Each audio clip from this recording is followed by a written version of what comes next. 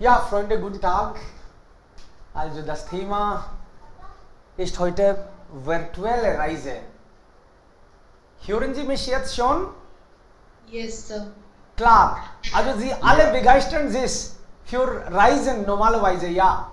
Und wir wollen die ganze Welt entdecken und wenn möglich wäre, wir würden vielleicht nicht arbeiten und nur reisen. Aber das ist leider nicht möglich. Man muss arbeiten und dann arbeiten wir noch extra hart, damit wir ein bisschen extra Geld verdienen und dann vielleicht solche Reisen leisten können. Sogar vielleicht Weltreise. Manche träumen, wir träumen schon davon, sowas. Vielleicht haben Sie schon solche Reise erfahren. Und man sagt normalerweise in Ferien, da dann auch Kinderzeit haben, alle wollen dann vielleicht für einen Monat oder mindestens eine Woche, 2 Wochen. Das ist wirklich ein herrliches Gefühl. Ich reise auch gerne, wenn ich Zeit hätte. Aber diese Zeit, Reisen, man kann davon gar nicht sich vorstellen. Wir sind nur sicher zu Hause, das wissen wir auch. Aber das Gefühl, wir wollen immer noch reisen und dann vielleicht virtuelle Reise wäre eine Option. Ja, Freunde, was denken Sie? Haben Sie auch solche Traum? Wollen Sie auch gerne reisen oder Ihre Erfahrung? Bitte schon, wer beginnt? So, Devika will? Okay, gerne Devika. Yes, sir. Guten Tag alle. Eine virtuelle Tour ist eine Simulation eines Vorhanden-Standorts, die normalerweise aus einer Folge von Videos oder Standbild meine persönliche Erfahrung. Ich gehe nicht oft reisen, deshalb ist Weltreise Weg weit für mich. Aber ich habe eine Lösung gefunden. Das ist virtuelle Weltreise. Wenn ich Weltreise gehen will, dann surfe ich am YouTube. Aber ich möchte Weltreise persönlich reisen. Nach meiner Meinung soll man persönlich Weltreise gehen. Das ist besonders interessanter als virtuelle Weltreise. Während persönlich Weltreise man nicht nur Kulturen, auch unterschiedlichen Sehenswürdigkeiten wissen kann, sondern auch einheimisch kennenlernen. Vorteile von virtueller Weltreise sind preiswerter und gut zugänglich. Nachteile sind unpersönlich, endlich gesellschaftliches Zusammenspiel und teurer als virtuelle Weltreise. Ja, das ist von meiner Seite. Alles klar. Ja, natürlich. Wenn es möglich wäre, dann würden wir reisen. Gerne, natürlich.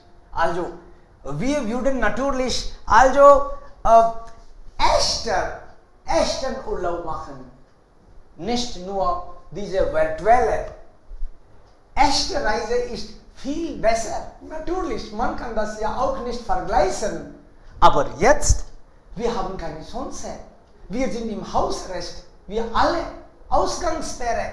Dann, ja, haben wir nur vielleicht solche Chance. Ich bin hier irgendwo und die ganze Welt. Persönlich kann ich auch sowieso nicht. Ehrlich gesagt, auch wenn es keine Ausgangssperre gäbe, könnte ich nicht so viel Geld leisten. Urlaub kann ich nicht. Und dann Weltreise, eine richtige Weltreise machen, ist nur ein Traum. Und das wird auch immer ein Traum sein. Natürlich, wir können entscheiden, welche bestimmte Orte wir besuchen wollen. Wir können so richtig planen und dann irgendwann vielleicht von hier nach Deutschland oder irgendwo kann ich sowas planen, aber das wäre vielleicht nur irgendwann bestimmte Orte nur. Aber wenn wir virtuelle Reise, können wir vielleicht am jeden Wochenende von zu Hause durch ein Kontinent, wichtige Orte, Museen Paris oder Amsterdam, Berlin. So können wir viel besser. Und dann uns richtigerweise informieren von zu Hause. Vielleicht können wir alles gucken. Und heutzutage gibt es so viele Möglichkeiten. Früher hätte man vielleicht sowas nicht vorgestellt. Ja, das war gar nicht möglich.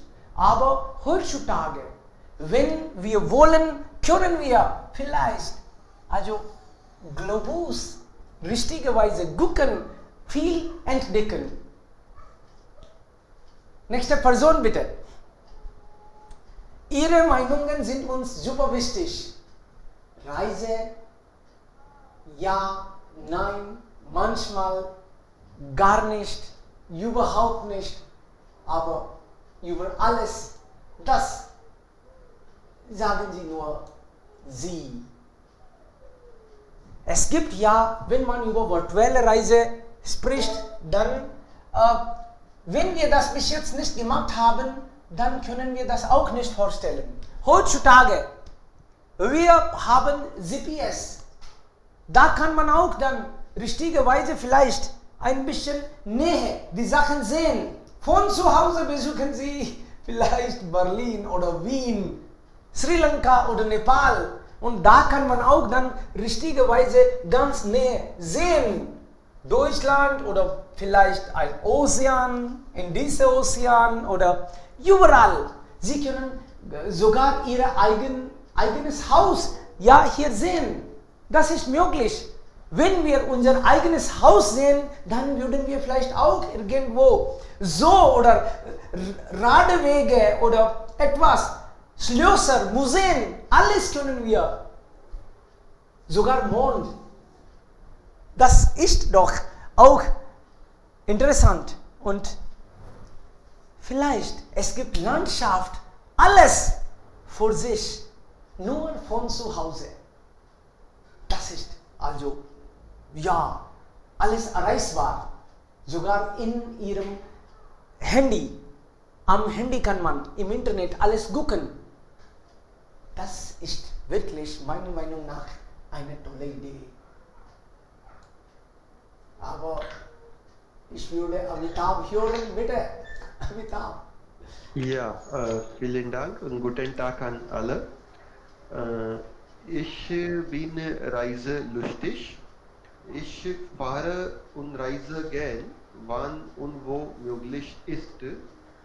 Aber wenn sprechen wir über virtuelle Weltreise, sehe ich heutzutage viele Reisevideos auf YouTube.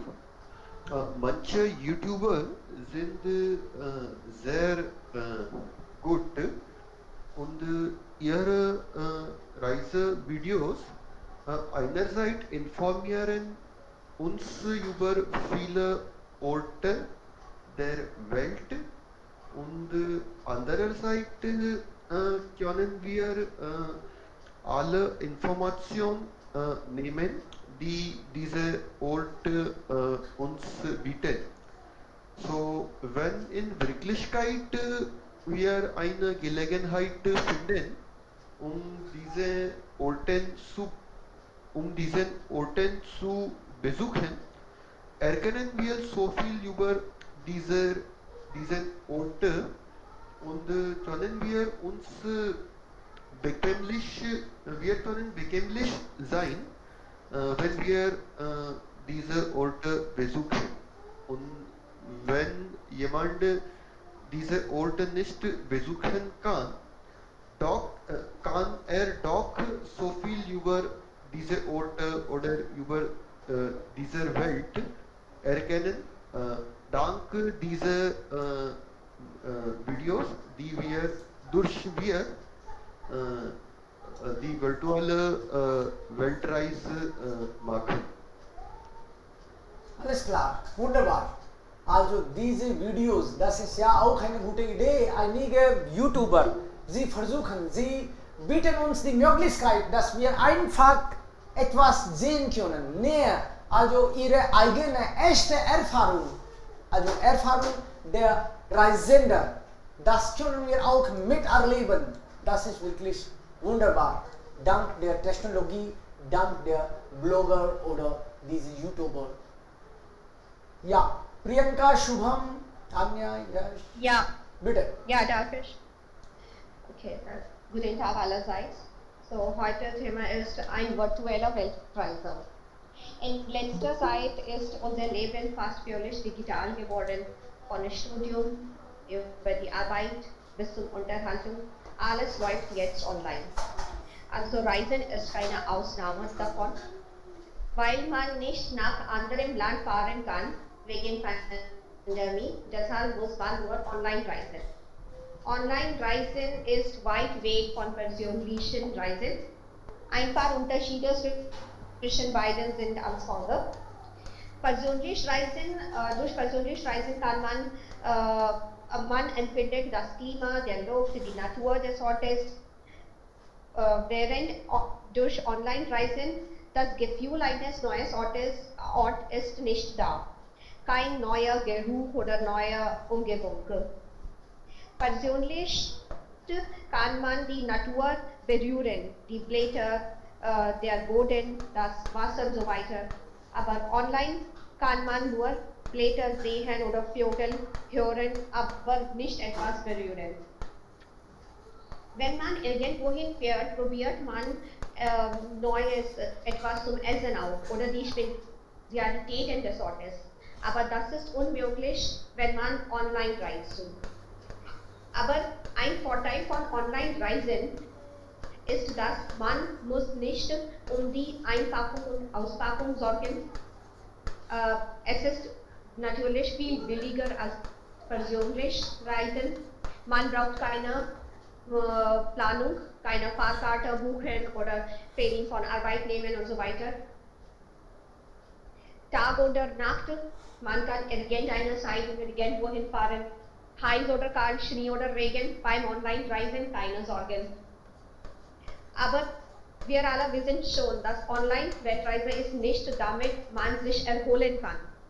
Meiner Meinung nach, Online-Reise hilft nur, einen Platz einzuschätzen, vor dem man dorthin persönlich fährt.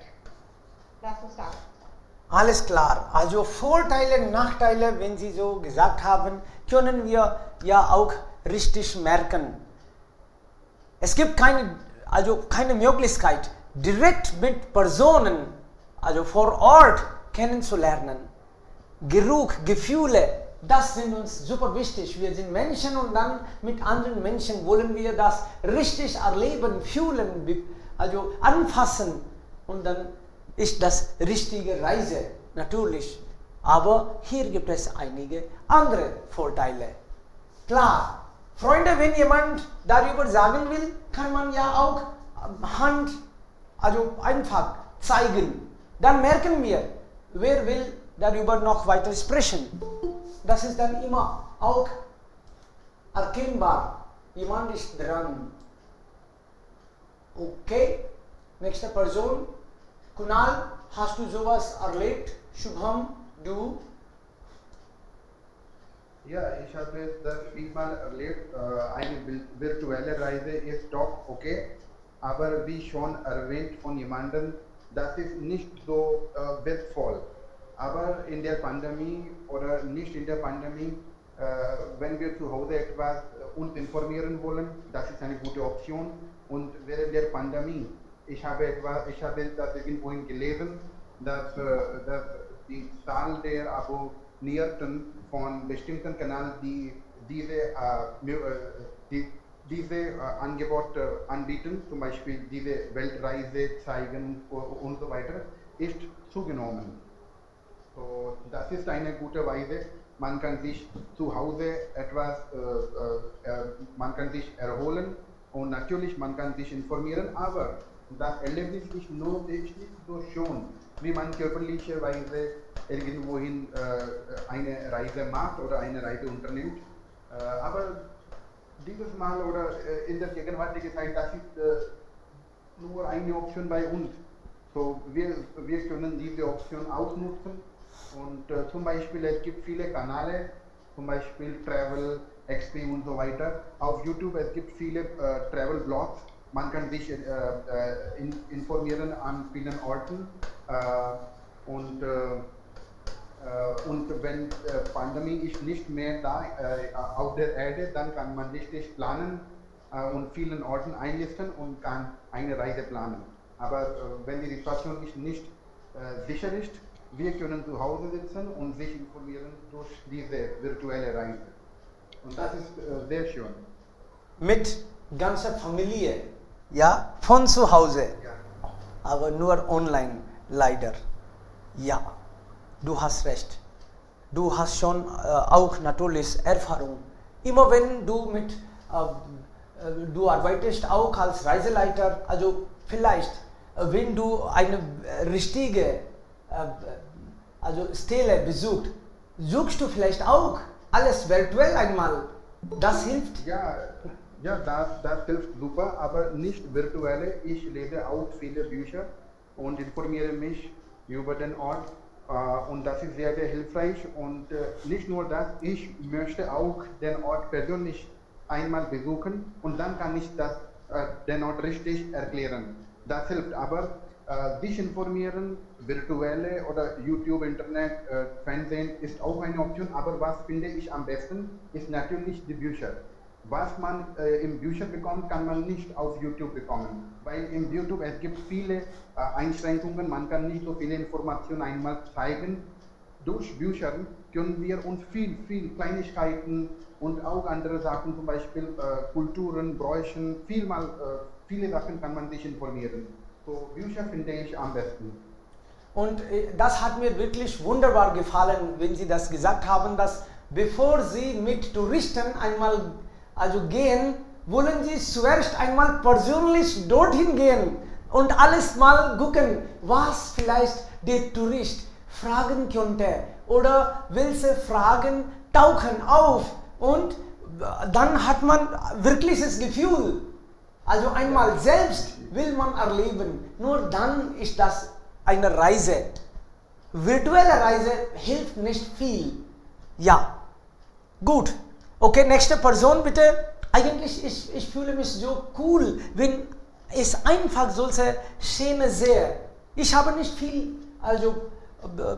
viele Orte besucht. Einige schon, natürlich.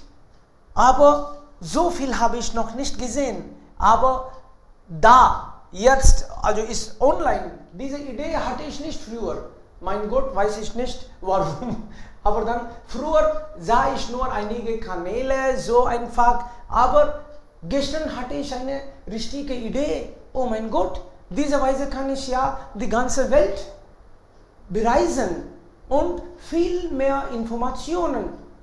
Ich kann vielleicht momentan nicht nach England oder Amerika fliegen, aber diese Weise kann ich ja richtig das alles genießen, diese Landschaften und auch sogar kann man Museen oder so richtige Weise ganz näher und es gibt auch einige Museen oder Orten so richtig online verfügbar, da sieht man auch bewegende Bilder oder dann hat man ein richtiges Gefühl, nicht so total richtig, aber trotzdem, man hat das Gefühl, ob man da gewesen ist.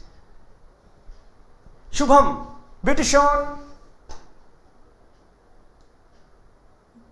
Ja, hallo, guten Morgen zusammen.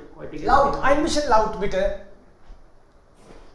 Ja, das war schon genug, aber dann noch ein bisschen will ich hören. Okay. Okay, ist das klar jetzt? Ja, bitte. Okay, heutiges Thema ist Tourismus und virtuelle Reise, virtuelle Tournee, Rundfahrt oder die alle geht es Reisen, das Reisen und alles geht das Tourismus und es gibt zwei Arten des Tourismus,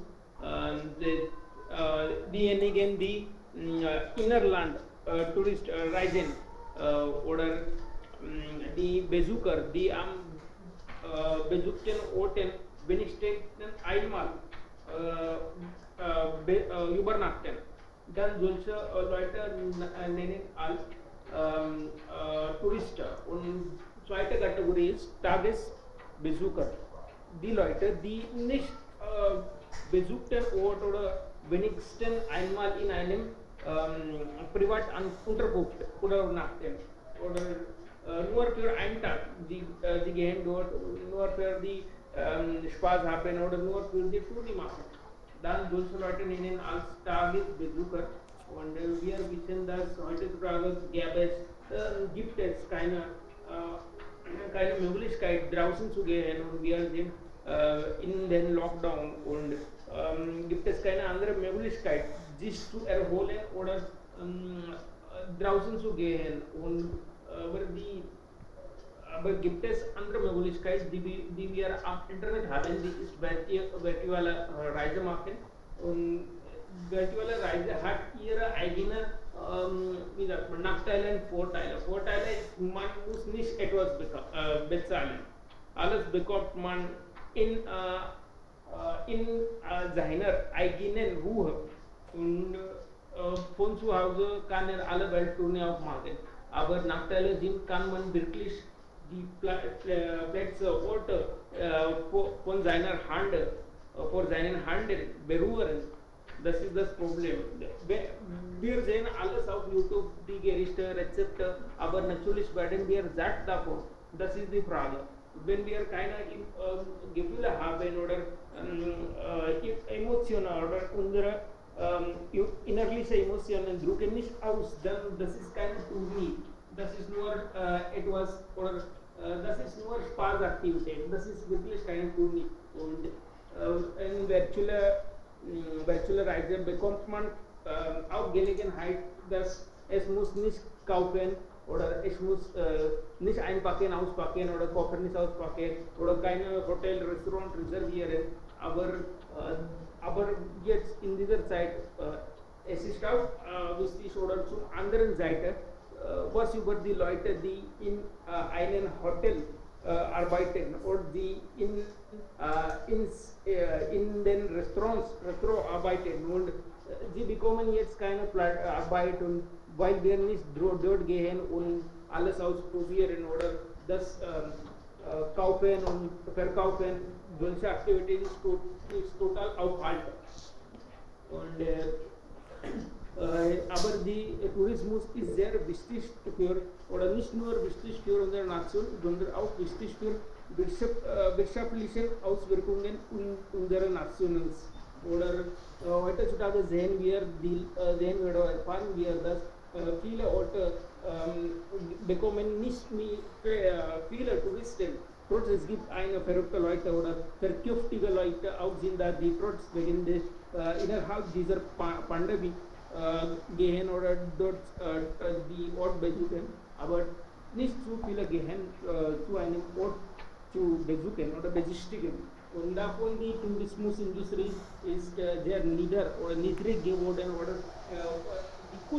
das Kurs des Tourismus oder wirtschaftlichen Faktors ist sehr tief untergefallen.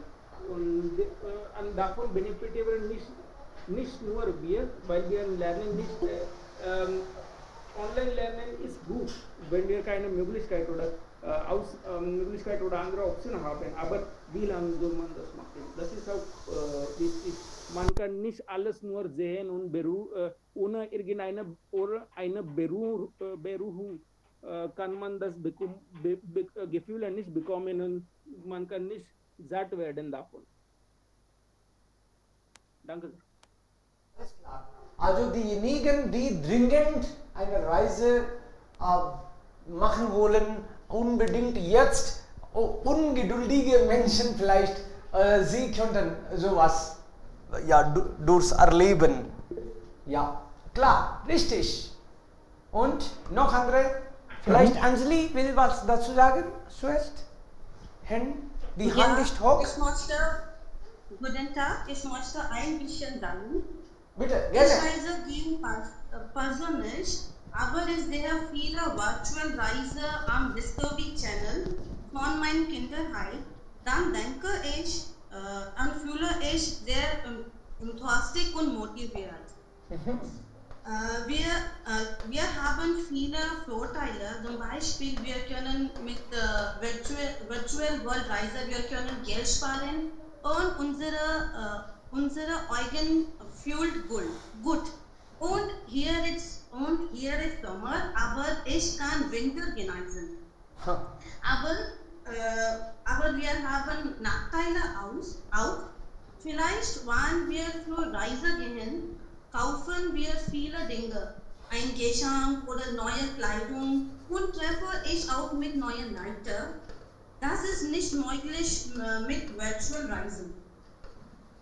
Wir machen Packing, wir können unsere Reisefoto mit anderen Leuten teilen. Das macht uns begeistert.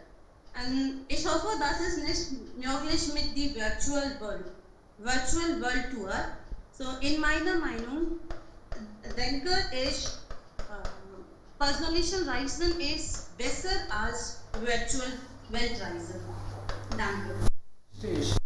Also nach Ihrer Meinung das so haben auch fast andere gemeint, richtig. Aber klar, die Technologie ist aber ja verrückt heutzutage. Alles, das haben wir früher gar nicht vorgestellt, dass auch irgendwann so sein könnte. Aber wir sind vielleicht glücklich. So was können wir mindestens erleben. Wenn Sie keine Zeit und nicht viel Geld haben, dann ist das ja auch möglich. Okay, noch andere Freunde wollen vielleicht dazu was sagen. Amitabh ist da, Anjali hat schon gesprochen. Amitabh, willst du? Ja, danke. Ich muss hier sagen, dass während der steigenden Bevölkerung der Welt brauchen wir neue Arbeitsmöglichkeiten.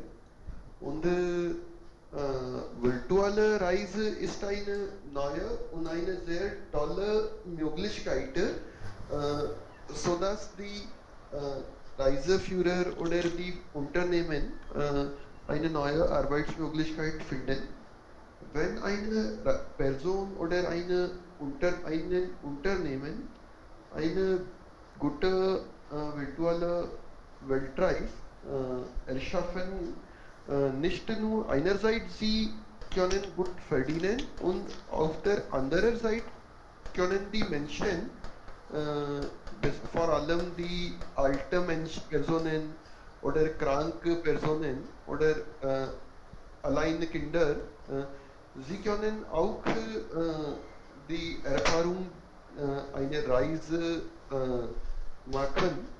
Und vor allem glaube ich, dass die Kinder, die klein sind und nicht allein fahren kann und ihren Eltern nicht so viel Zeit haben und auch Geld, so eine virtuelle Weltreise kann auch für den Kinder eine tolle Erfahrung sein, sodass sie können so viel über verschiedene Orte in der Welt erkennen und das kann ihnen beim ihrem Studium auch helfen. So, ich glaube, dass virtuelle Weltreise kann eine Industrie in der Zukunft sein, wenn es besser, wenn es eine Entschuldigung, when this concept is actually well handled, it can be a better possibility for everyone in the future. Klar, richtig. Wo der Wille ist, ist auch der Weg.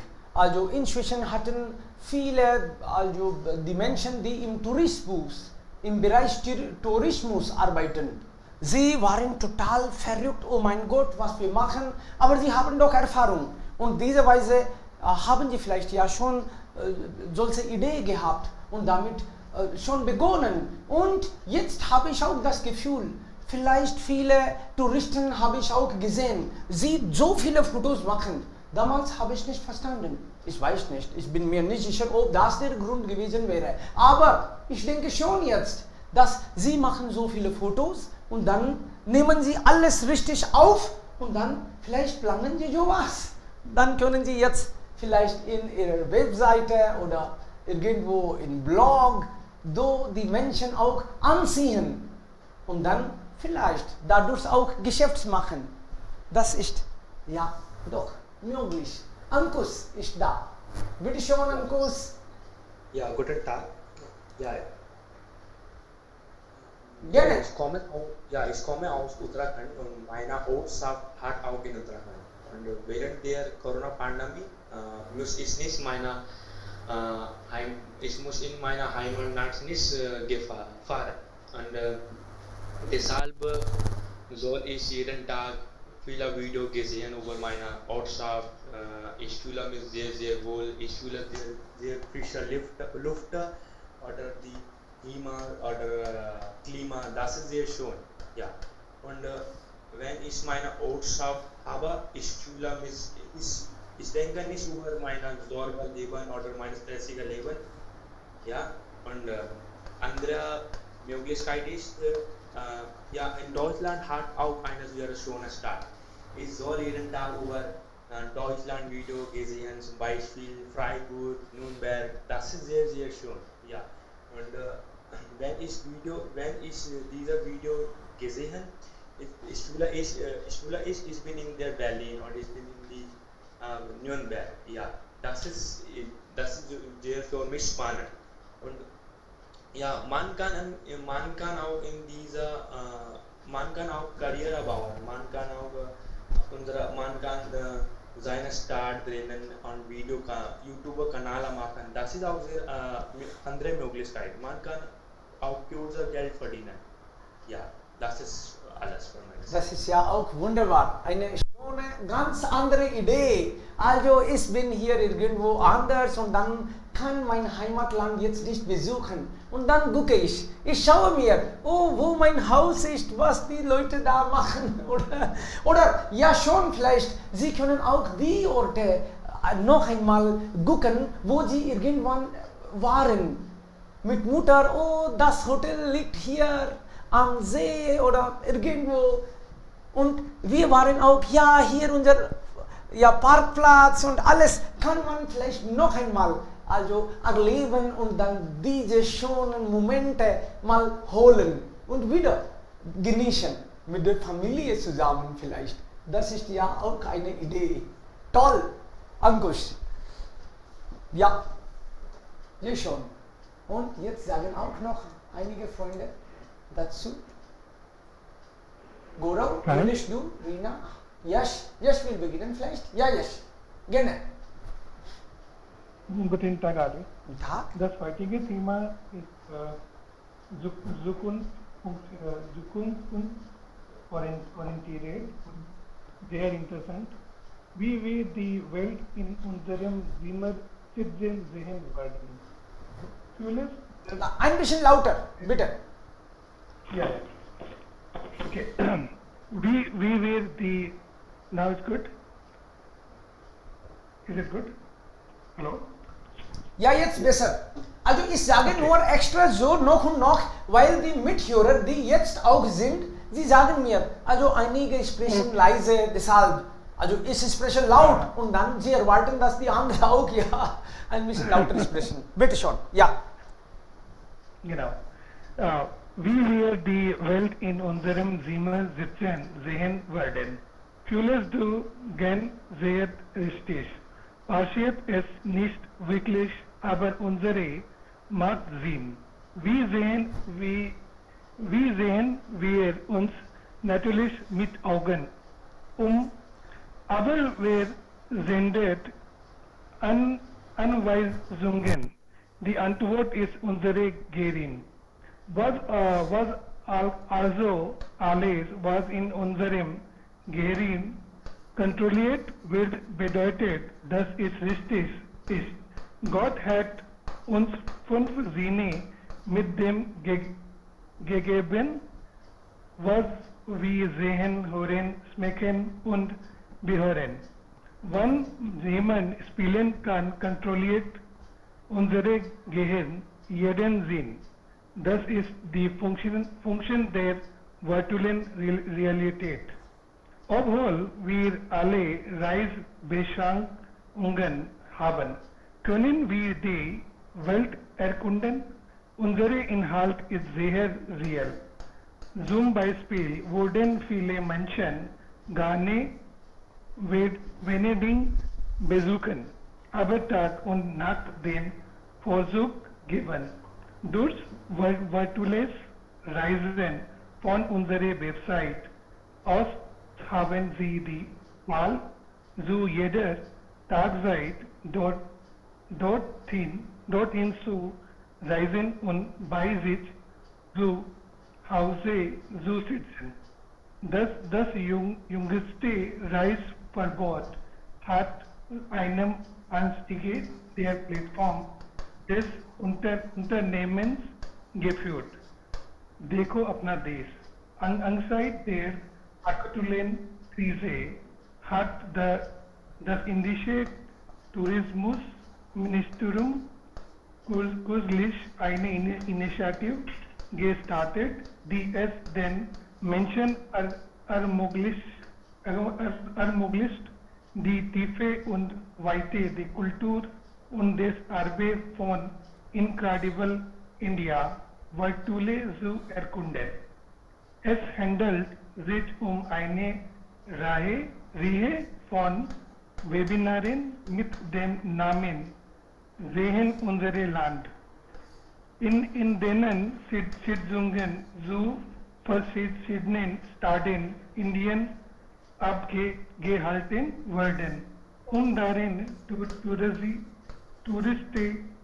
Touristen Takotin, Geschichte und Kultur hervorzuheben. Rupinder Barar, Juice Shacklisher, General Director des indischen Tourismusministerium sagt, die Idee kam uns, weil wir sie gesehen haben, wie viele Menschen heutzutage Technologie einsetzen. Deshalb haben wir darüber nachgedacht, die wunderschönen Ziele Indiens zu kuratieren und zu präsentieren, zu denen die Menschen von zu Hause und ausreisen können. Indien ist so vielfältig, dass es so viele Orte geben würde, an die Inder nicht gereist sind. Wir versuchen eine Erzählung über die verschiedenen Erfahrungen Indiens zu erstellen und das Land für alle zugänglich zu machen. Das ist alles. Sehr gut. Also, wir können für alle das zugänglich machen. Natürlich, diese Weise. Und dafür haben sie auch schon solche Wege gefunden. Und man kann dann richtig eigenes Land kennenlernen, eigene Kulturen. Es gibt eigentlich so viele Kulturen in Indien selbst. Also, deshalb, das wäre vielleicht auch uns sehr, sehr hilfreich. Wir kennen uns nicht gut. Okay, noch jemand? Bitte schon, Rina, hast du schon gesprochen? Nein, Sir. Bitte.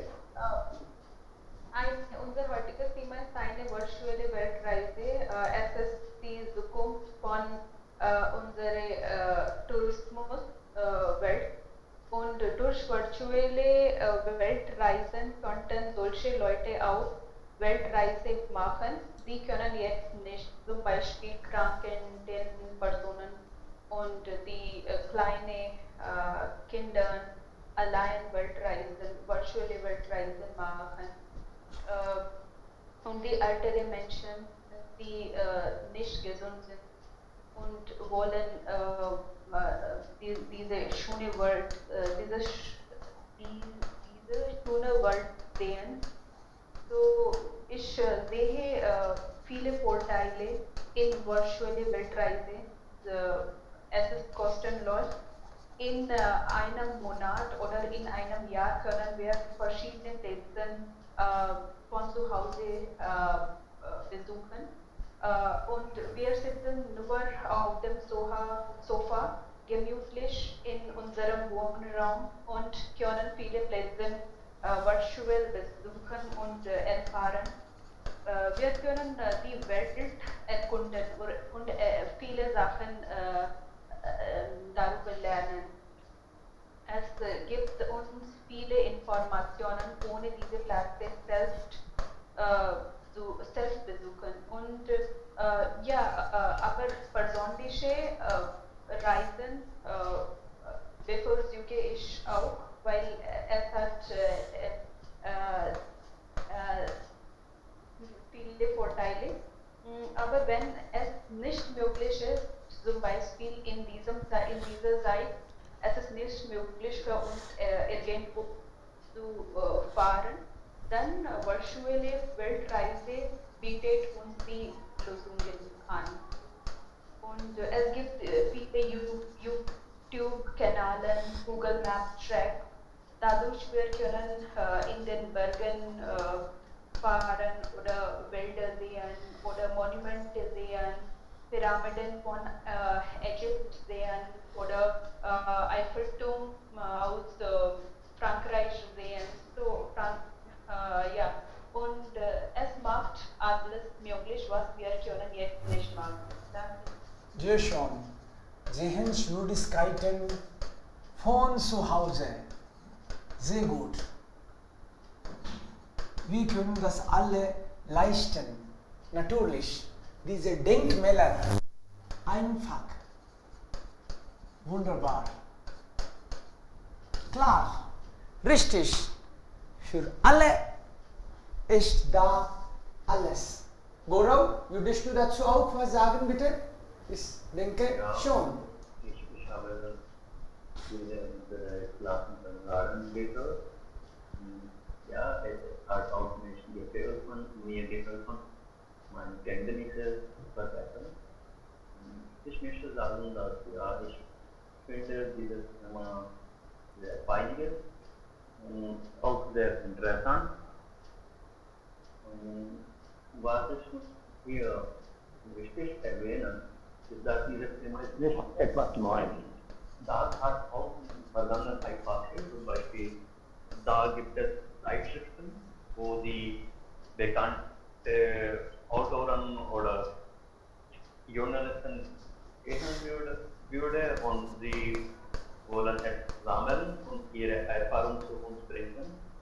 Und damit können wir sehen, dass diese Idee nicht gar neu ist, aber jetzt können wir außer Zeitschriften, können wir das auch körperlich sehen, zum Beispiel mit YouTube-Kanäle können wir sehen, es gibt einige Kanäle, Travel Nomad und so weiter.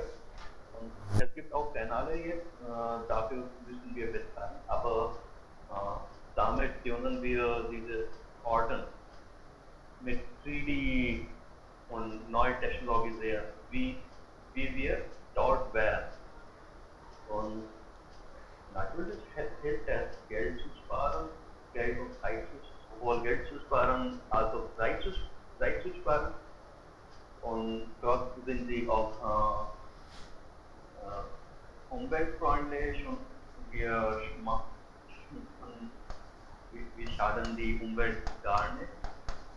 Aber wenn ich solche Videos sehe, kann ich nur eifersüchtig sein. Dass ich wollte das besuchen und wegen Corona oder etwas anderes oder Geldmangel kann ich dort nicht gehen und diese reale Erfahrung nicht sammeln.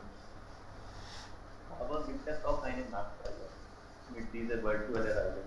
Zum Beispiel, wenn eine Person die Return mag oder die eine bestimmte Vorsicht hat, will diese Person nur solche Orte besuchen und nicht darüber informieren und in diesem Video das sammeln. Und damit gibt es auch eine Möglichkeit, dass vielleicht diese Reise nicht komplett ist.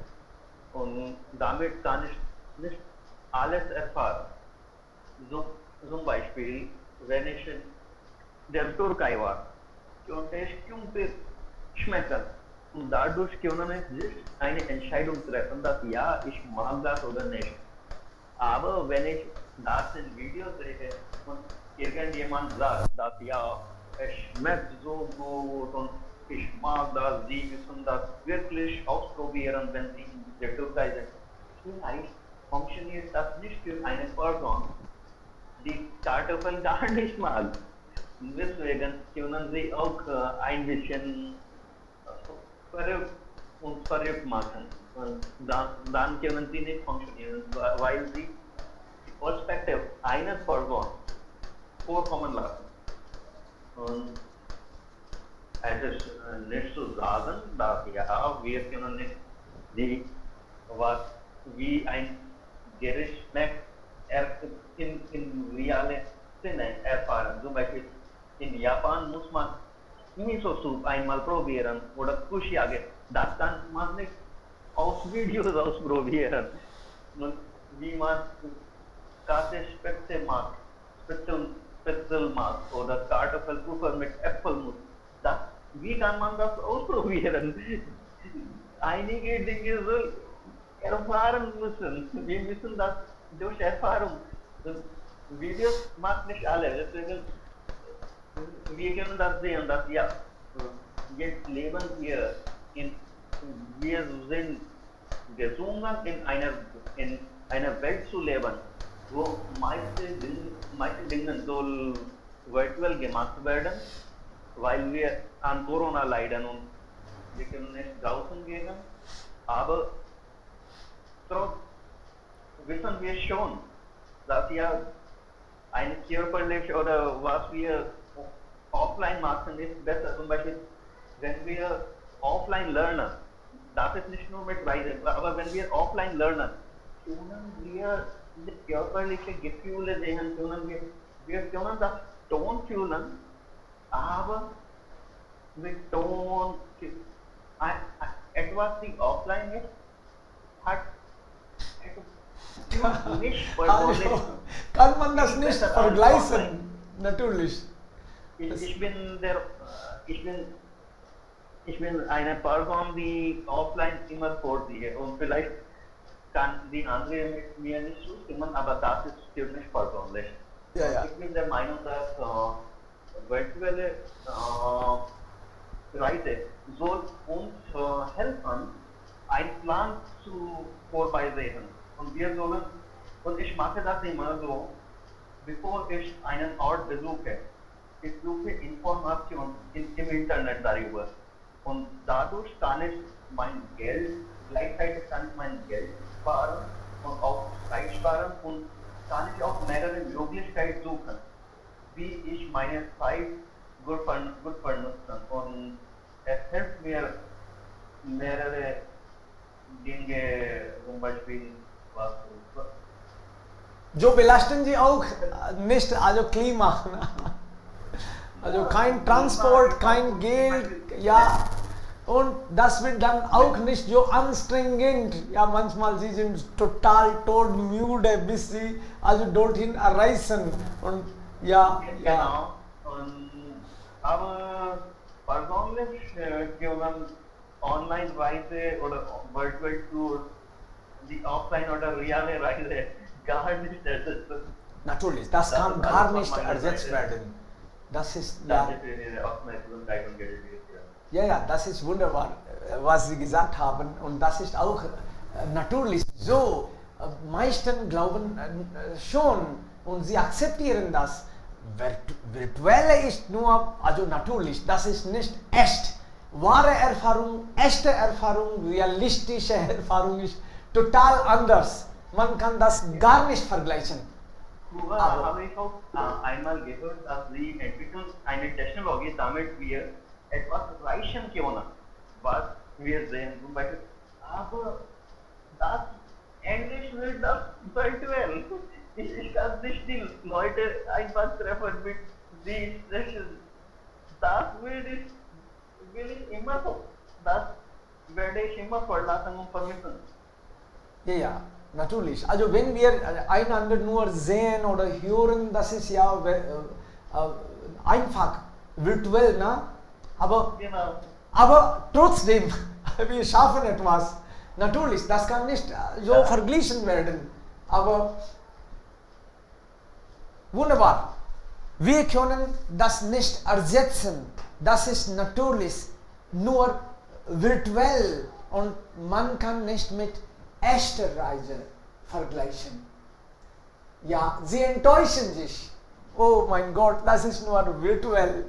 Aber noch jemand? Amitabh? Ja, Bilal? ja. Okay. Ja, ich stimme Gaurav zu, dass eine virtuelle Weltreise kann nicht eine ganz gute Alternative von einer wirklichen Reise. Aber ja, ich glaube, dass es eine gute Alternative ist für den Menschen, die nicht eine Reise machen kann, diese Welt aus den Augen der anderen sehen kann. Klar, richtig. Und es gibt auch viele Menschen, sie können vielleicht jetzt beklagen, oh, es gibt Corona, ich kann nicht reisen. Sie reisen sowieso gar nicht. Ja, auch wenn es Corona nicht gab. Sie haben keine Zeit. Und Herr Sani, auch viele Leute können es nicht ausleisten. Zum Beispiel, wenn ich jedes Jahr irgendwo fahren möchte, was kostet mir so viel? Ich kann das nicht machen. Tausende Rupien, natürlich. Ja, in solche, dort gibt diese Vorteile.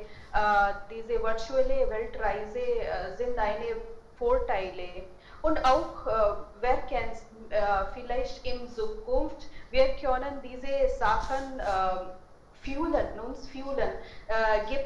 Vielleicht gibt in Zukunft dreidimensionalen 3D Experiences we get. So, Ja, sogar gibt es solche Technologiegeräte verfügbar, solche Brille und dann, ich habe auch ja jetzt einen Plan. Meine Familie hat mir immer gesagt, dass wir sollten irgendwann also in die Türkei oder in die Schweiz fliegen. Jetzt habe ich eine Idee. Wir fliegen bald, also aber nur virtuell. Ja, gute Idee. Gaurav ji, ich bin nicht gegen Ihnen, aber ich nur sage meine Meinung. Ja, natürlich. Du hast mich eine Erinnerung gesagt und das ist auch sehr wichtig, dass ich Neues gefunden habe.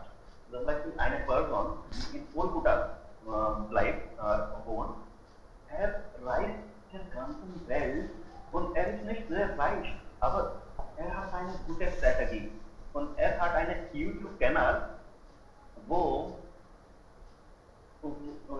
würde alle seine Reise, wird alles aufnehmen und dann wird es hochgeladen werden und damit wird dieser Kanal ist schon monetarisiert und dann verdient es, ihre Reise zu sponsorieren. Also das heißt, Gaurav, die andere reisen nur virtuell und er reist also später dann vielleicht. Ich habe auch diese Video gesehen. Ja, genau. Er ist ein T-Wala, ich glaube. Nein, arbeitet bei Railway. Okay. Aber dann macht er so. Vielleicht gibt es mehrere Personen. Okay, es gibt ja natürlich viele haben davon benefitiert. Ja, klar. Das ist Was ist darüber, Schule, wie dein Gehirnarbeiter und deinen Sinnen Gefühl gibt? Wenn sie einen Ort sehen, wird es ihre Augen befriedigen. Also, meinen Sie, dass Effekt ist also nur dann, wenn das Gehirn erlaubt? Das kann man auch von zu Hause virtuell auch sowas genießen. Und es gibt auch Menschen, die vielleicht vor Ort sind, aber trotzdem genießen sie gar nicht, erleben sie gar nicht. Und wenn sie besuchen, dann besuchen sie bestimmte Orte, die also vielleicht überall die Menschen besuchen. Sie also gucken, sie gehen nicht, besuchen nicht neue Orte. Die Menschen haben schon bereist und dann will man immer wieder, ich habe auch einige Freunde, die sagen jedes Jahr, fahren wir nach Goa. Mein Gott, jedes Jahr. Ich verstehe das nicht, aber ja, sie genießen schon. Sie hätten vielleicht was anderes gemacht. Aber das ist ja persönliche Entscheidung. Wie kann ich das? Dagegen habe ich nichts eigentlich. Auch. Ja. Noch jemand? Die Zeit ist ja schon um. Vielen lieben Dank, Freunde. Das ist wunderbar. Also, das ist ja auch klar. Virtuelle Reise kann doch wirkliche Reise nicht, also in der Realität ersetzen. Aber wenn wir nicht viel Zeit haben oder nicht viel Geld haben, wenn wir das nicht richtig leisten können, diese Zeit ist das wirklich ein fantastischer Weg. Wir können sowas und dann mit Freunden, mit Familienmitgliedern vielleicht so richtig uns informieren und das Gefühl genießen. Das wäre vielleicht eine gute Lösung dann. Meiner Meinung, wenn Sie Ihrem Zimmer sitzen, können Sie die Welt besuchen. Ja, das ist wunderbar. Vielen lieben Dank, Freunde. Wir treffen uns dann wieder morgen. Dankeschön, dass Sie so begeistert sind. Vielen lieben Dank. Bis morgen. Vielen Dank, bis morgen. Bis morgen.